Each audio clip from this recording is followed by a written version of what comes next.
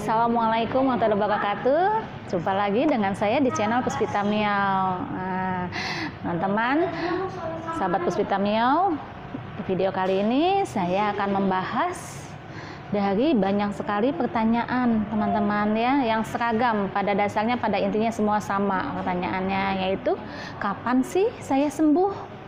Nah, jadi ya teman-teman harus memahaminya, bahwasannya sembuh itu menjadi kuasa mutlak Allah Subhanahu wa Ta'ala.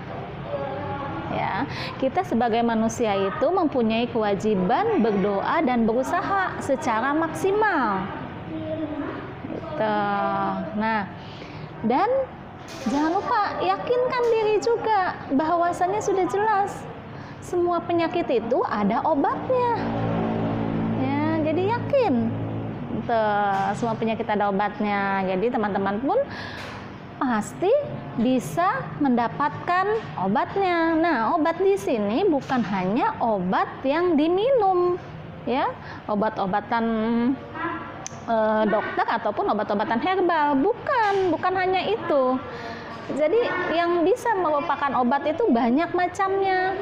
Bisa terapi-terapi pikiran, ruqyah, ya, dan macam-macam selain yang dikonsumsi atau diminum, ya, itu obat. Perubahan gaya hidup juga itu obat, gitu ya. Nah, lalu kapan saya sembuh? Nah, ketika teman-teman menanyakan kapan saya sembuh, nah, itu sebetulnya sudah menjadi salah satu penghambat kesembuhan itu sendiri buat teman-teman. Ya, buat teman-teman yang sudah menonton video saya yang berjudul 20 penghambat kesembuhan, tentu sudah mengetahuinya. Ya. Jadi tidak terburu-buru ingin sembuh. Nah, makanya ketika menanyakan kapan saya sembuh itu justru menjadi penghambat. Kenapa? Karena teman-teman akan menjadi fokus, akan selalu memikirkan kapan saya sembuh. Oh, saya belum sembuh-sembuh. Dan teman-teman sehingga mengabaikan ikhtiarnya dan doanya. Nah, itu padahal justru yang dibutuhkan itu bukan memikirkan atau menanyakan kapan sembuh atau ingin cepat-cepat sembuh, tapi lakukan doa dan ikhtiarnya dengan maksimal. Nah, untuk teman-teman yang masih baru mengalami GERD anxiety psikosomatis, kan, lakukan check up ke dokter ya. Kalau dokternya menyarankan untuk melakukan tes macam-macam, lakukan. Karena dokter lebih tahu tentunya ya. Tuh, lakukan sehingga jelas apa yang terjadi pada tubuh teman-teman. Ada gangguan apa saja pada tubuh teman-teman itu. Gitu. Nah, karena gangguan asam lambung ini juga bisa terjadi akibat gangguan-gangguan lainnya. Jadi ada gangguan penyertanya ya, seperti ketahui contohnya misalnya karena adanya iritasi, adanya peradangan atau yang lain-lainnya. Nah, kalau sudah melalui pemeriksaan dokter dan melalui tes-tes, nah itu artinya kan sudah jelas tuh ya gangguan apa saja yang terjadi pada tubuh teman-teman ya. Nah, lakukan langsung usahanya, ikhtiarnya, apalagi yang cocok dengan teman-teman, silahkan lakukan ya. Nah, kalau melalui pengalaman yang saya lakukan itu sudah ada tips-tipsnya semua di video-video saya, sudah ada, silahkan ya, bisa diikuti dan dilihat, dipahami. Kalau ada yang tidak jelas bisa ditanyakan ya. Nah, dan ya, yang membuat juga teman-teman menjadi bisa terhambat kesembuhannya karena Ya, teman-teman itu fokus di sensasi, fokus di mencari teori, kenapa saya begini, kenapa saya begitu, dan menyamakan sensasinya dengan teman-teman lainnya, gitu ya. Jadi sehari-harinya tuh yang dibicarakan tuh itu aja, ya. Dari grup ke grup tuh menanyakan, apakah benar nih sensasi saya seperti ini, sama nggak dengan kamu juga merasakan nggak seperti ini, gitu kan. Itu kenapa sih saya begini, gitu kan. Kenapa sih saya kalau malam seperti ini, kenapa sih saya sekarang merasakan begini, ini itu segala macam seperti itu. Nah itu, gitu kan. Itu salah satu juga yang bisa menghambat sebetulnya. Jadi harus bagaimana, gitu kan. Kan udah jelas nih ya. Silakan, bagi yang belum tahu sensasi apa saja yang bisa terjadi pada gangguan GERD yang sensitif psikosomatis, ada di video saya daftar sensasi-sensasi. Silakan samakan di situ, cocokkan di situ. Ya. Ketika ketemu betul ada kesamaannya, oke. Berarti betul. Gitu kan, saya seperti itu juga. Nah, anggap wajar, oke, berarti betul. Saya menderita gangguan GERD yang sensitif psikosomatis, dan setelah dicek dokter pun dokter menyatakan sama hasil diagnosanya. Oke, tinggal jalankan ikhtiarnya. Jadi nggak perlu lagi menyamakan ke teman-teman lainnya atau mencari kenapa begini kenapa begitu teorinya, nggak perlu, gitu kan. Jalankan saja ikhtiarnya, tips-tipsnya, terapinya dilakukan. Nah, jadi kalau memang teman-teman setelah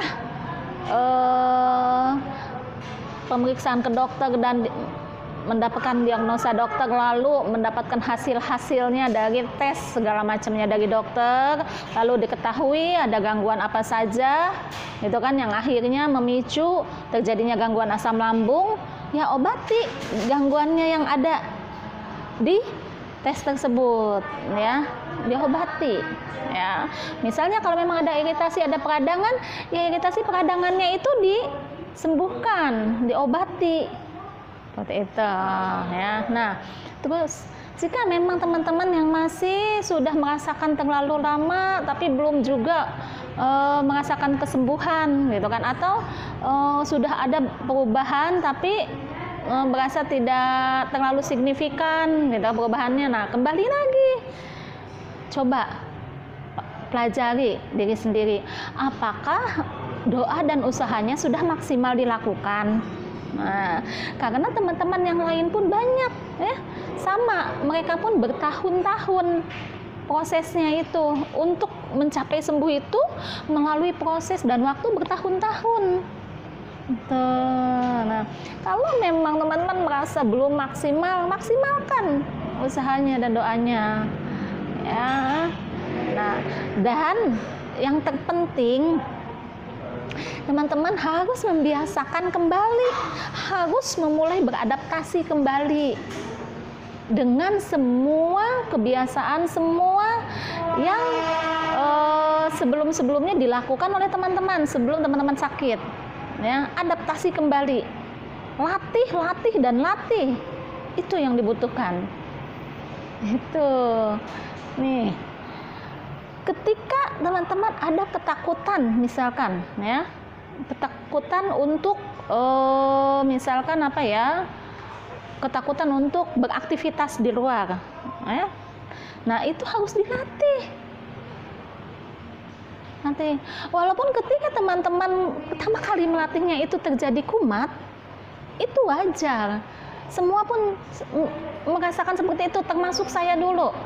Saya pun seperti itu. Akan datang kumat, tapi jangan kapok. Lakukan lagi dan lagi. Perlahan-lahan lakukan terus bertahap. Yang jelas jangan stuck, jangan diam atau mundur, jangan, tapi maju terus. Nah, itu nanti yang akan bisa membawa teman-teman ke titik balik. Titik balik kembali ke keadaan normal, kembali mulai menyadari, kembali mulai akal sehatnya balik lagi. Gitu. ya. Nah, sebagian teman-teman ada yang melawannya, ya. Kalau mereka mengatakannya melawannya.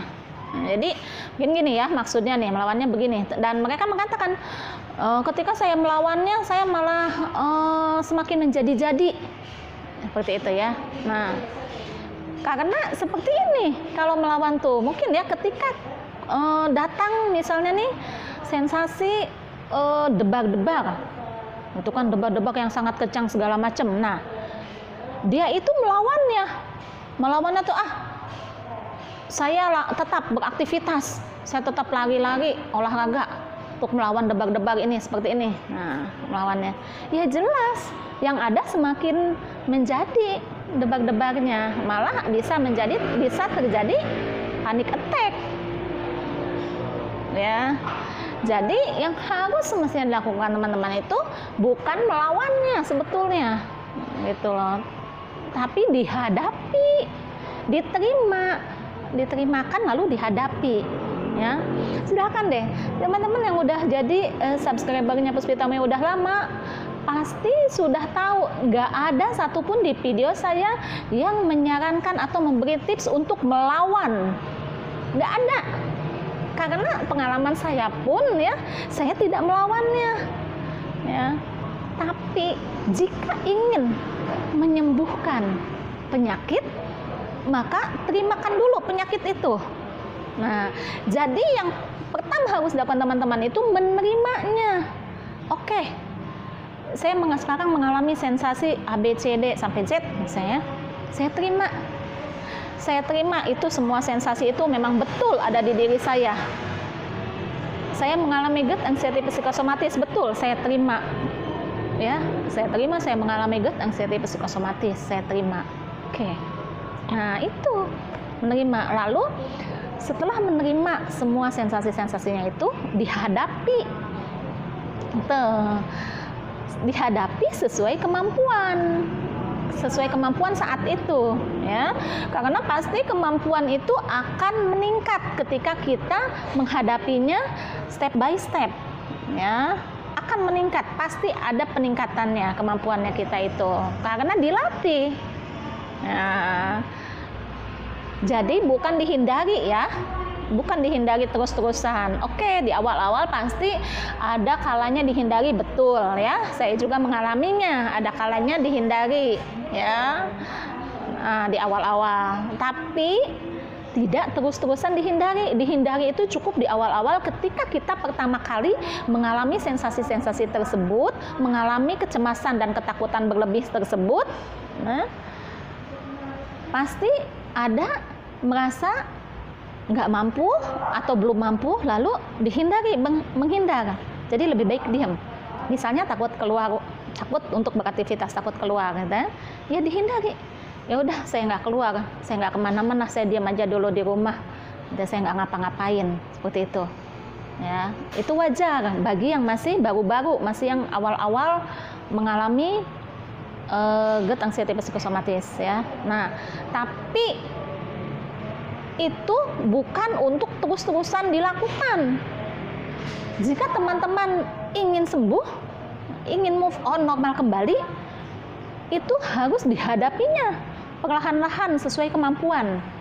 Nah, itu ya, dihadapi step by step. Latih dan latih terus. Itu yang akan membawa kemajuan, akan membawa perubahan yang signifikan depannya. Gitu ya. Jadi jangan takut, jangan kapok, kuncinya untuk melatihnya. Seperti itu. Nah, ya, jadi juga betul. Jadi kalau ada teman-teman yang bilang, oh dilawan kok saya malah menjadi-jadi, ya salah. Kok dilawan gitu ya. Jadi kan dilawan tapi diterimakan dulu. Oke, lalu dihadapi. Nah, dijalani. Oke. Jadi kesimpulan dari semuanya, gitu kan, kenapa saya belum sembuh? Sabar. Tawakal. Ya. Jalani setiap prosesnya, ya. Lalu nikmati setiap prosesnya, mau itu kumat, mau itu enak, mau kumat lagi, mau enak lagi, mau kumat lagi, mau enak lagi, nikmati aja. Lalu syukuri, karena walau bagaimanapun ketika kita juga mengalami berbagai macam sensasi tersebut, tetap ada kenikmatan-kenikmatan lainnya yang kita dapatkan. Itu hanya kita tidak mensyukurinya saja. Itu ya. Jadi syukuri tetap apapun keadaannya ya. Nah, jadi harus dipahami semua kesembuhan, semua untuk bisa move on dan normal kembali itu butuh proses, butuh waktu, nggak ada yang instan ya. Jadi kalau ada yang bilang ada nggak sih obat instan yang bisa instan, obat GERD anxiety psikosomatis yang bisa instan menyembuhkan? Ya kalau yang nanyanya bisa instan menyembuhkan ya nggak ada yang instan teman-teman ya. Bikin aja mie goreng instan. Mie goreng itu nggak instan, harus digoreng dulu. Nah itu, yang instan itu ya itu ada mie instan. Iya, jadi ya gitu ya, paham ya teman-teman ya. Tentunya biasanya yang nanyakan pengen obat yang instan itu biasanya ya itu yang nggak sabaran ya. Justru harus sabar ya teman-teman, insya Allah semua akan mencapai pada kesembuhan ya. Amin, harus yakin ya, yakin akan kesembuhan. Oke ya, semoga bermanfaat video saya kali ini. Silahkan bagikan kepada teman-teman lain yang membutuhkan ya. Wassalamualaikum warahmatullahi wabarakatuh.